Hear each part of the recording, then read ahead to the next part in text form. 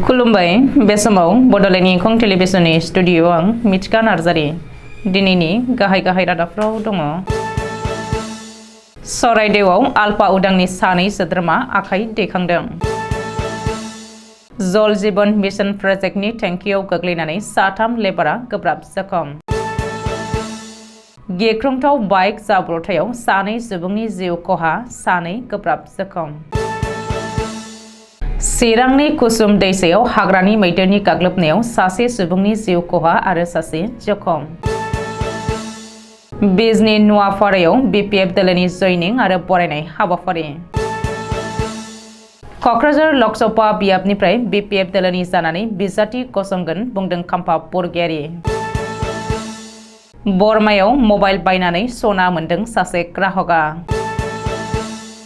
खाग्राबारि गोजौ फरायसालियाव 156 BNCRPFआ cycle stand बानायनानै होदों। दानिया फैदोनि आबुं रादाबाव।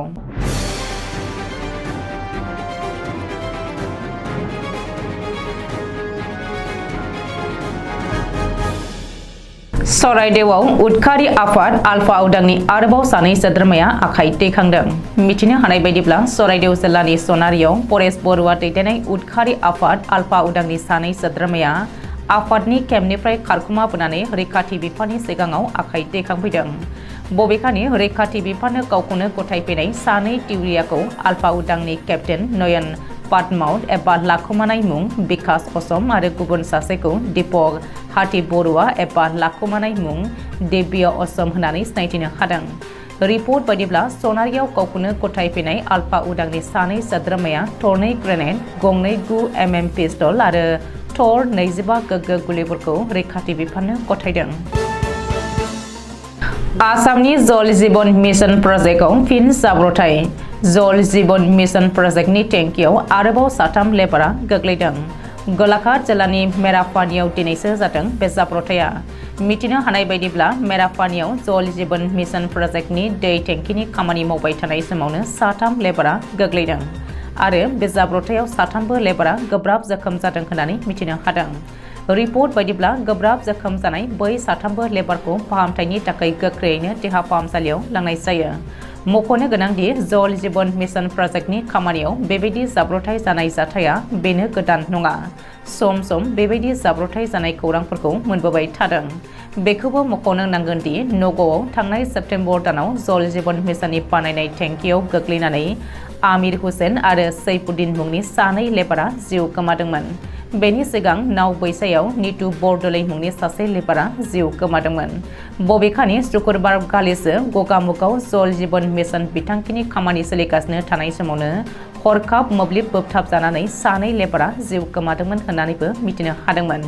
बेनि अखानायैनो दिनै मेरापानियाव फिन गुबुन मोनसे जाब्रबथाया जादों। हजायाव गिख्रंथाव लामा जाब्रबथाय। गंनै बाइकनि गेजेराव जादों बे गिख्रंथाव जाब्रबथाया। बे जाब्रबथायाव सानै सुबुङा जिउ गोमानायजों लोगोसे गुबुन सानै सुबुङा गोब्राब जखम जादों।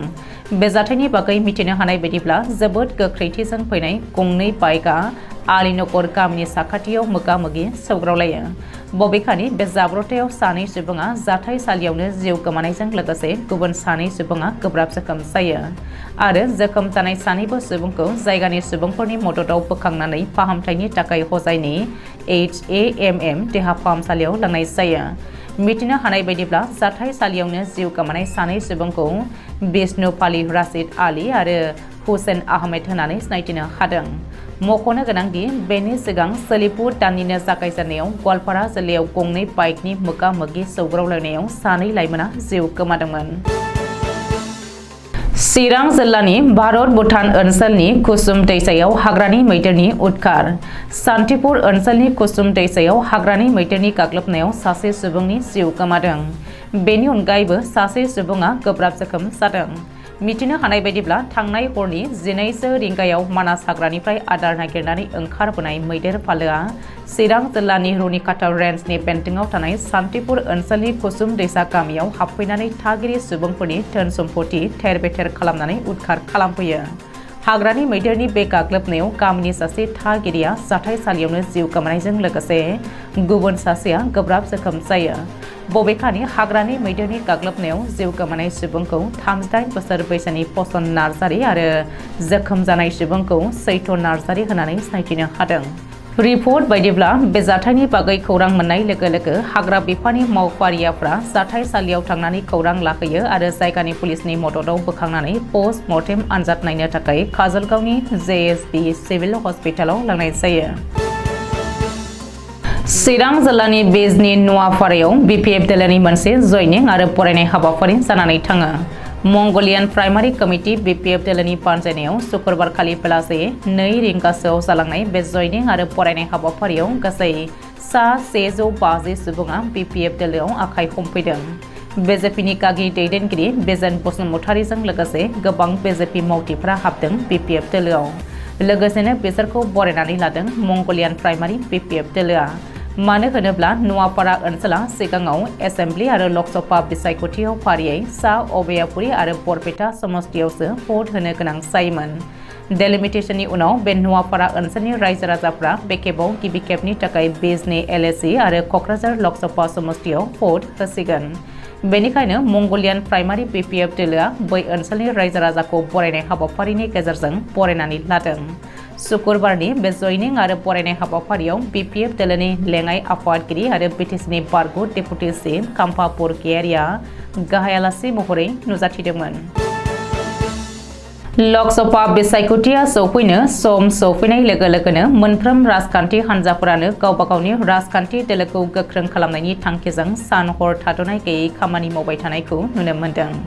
फैगौ लकसभा बिसायख'थिखौ नोजोर बोनानै खौरांगिरिनि सोंथियाव केन्द्रीय महादि कछारी बर्मानि फुजानि थान्दै जथुम्मासालि बेखेवनाय हाबाफारियाव बाहागो लानानै BTCनि बारग' लेङाइ मावफुं सोद्रोमा खाम्फा बरगयारिया फोरमायनानै बुङो दि BPF दोलोनि गासैबो दैदेनगिरि आरो मदद होगिरिफ्रा बिथांखौ फैगौ बिसायख'थियाव 5 नं क'क्राझार लकसभा बिसायख'थिनिफ्राय बिजाथि महरै गेलेनायखौ 99% लुबैदों आरो फैगौ लकसभा बिसायख'थियाव बिजाथि महरै गसङोब्ला 3 बोसोराव UPPL दोलोनि सरकारा BTC ओनसोलाव जौगानायनि खामानि मावाखै आरो हाग्रामा महिलारिनि दैदेननायाव BPF दोलोनि सरकारा 12 बोसोराव जौगानायनि जेबो खामानि मावाखै होननानै UPPL दोलोनि जथाय सरकारा अजद लाबोनायखौ रायजोनि गेजेराव हाबनानै BPF दोलोनि समाव जौगानाय खामानि मावनायखौ बिदिन्थि महरै लानानै हाबफैगोन होननानै बुंथियो।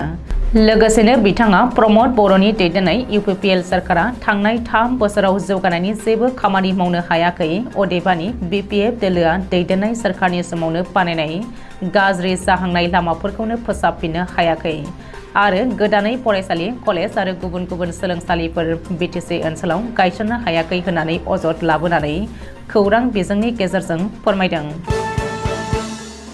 बाक्सानि बरमायाव नैथि खेब आरोबाव मबाइल फन बायनानै सना मोननो हाबावदों। MI मबाइल कम्पानिया दुर्गा फुजा आरो दिवालीनि थाखाय मबाइल बायग्राफोरनि गेजेराव लाकी ड्र गेलेनाय बानजायगासिनो दङमोन। बिब्दिनो बर्मानि समय कमिउनिकेशननिफ्राय दिमा हासावनि हाइसी काम्बिन नांमे आरो बर्मानि साइदुल इस्लामना रेडमी नट 12 5G नि गंसे मबाइल बायदोंमोन। मबाइलखौ बायनानै लाकी ड्रनि जोहै 5 ग्राम सना एबा 35,000 रांसो मोननो हादोंमोन। बे सनानि बान्थाखौ दिनै कम्पानिनिफ्राय गथायनाय जायो। चिरां जिल्लानि खाग्राबारि गोजौ फरायसालियाव CRPF आ सिभिक एक्शन प्रग्रामनि जोहै साइकेल स्टेन्ड बानायनानै होदों। चिरांनि तालिगाव खुकुरमारियाव थानाय 156 BN CRPFनि जोहै लुफुंजानाय बे साइकेल स्टेन्डखौ कामान्डेन्ट श्री ओमकारनाथ सिंह नाथआ दिनै 25 नभेम्बर 2023 सनिबारखालि बेखेवनानै होदों। बे बेखेवनाय हाबाफारियाव खाग्राबारि गोजौ फरायसालिनि गाहाय फोरोंगिरि प्रतिभा ब्रह्मजों लोगोसे फरायसालिनि गासै फोरोंगिरि स्टाफ आरो लोगोसेनो फरायसालिनि SMDC आफादनि बिबानगिरिफोरा बाहागो लाफादोंमोन। लोगोसेनो 152 BN CRPFनि अफिसार, साबअर्डिनेट अफिसार, NCOफोराबो बाहागो लादोंमोन। दिनैनि रादाबा एसेनोसै। गोजोन्थों।